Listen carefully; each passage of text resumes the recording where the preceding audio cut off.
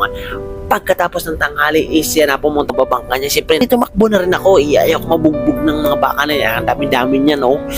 Pagising ko nga sa maga, pumunta ako sa mga baka para pastulan sila. So bakit ko nga pala ito ginagawa sa pagpapastol? Siyempre, okay din ako, obligasyon ko to na ipastol sila at alagaan sila. So pagkatapos ko nga nun, nagpakain ako agad ng manok ni tatay. Nakakatuwa din kasi ang liksin nila kasi sila ay galing nakaraan sa sakit, kundi nga yung iba dyan is naganda namatay. So kung mapapansin mo isang piraso kong itik dyan na naglakad-lakad yan mismo sa akin, nakakalungkot lang nga kung bakit ba siya nag-iisa. Siyempre yung kasama niya, kaya na yung bayawa, kay palpak ako gumawa ng kulungan kaya nanging ganyan, kaya ngayon nag-iisa na lang siya. So ang ginawa ko is nagbabalak ako gumawa ng kulungan.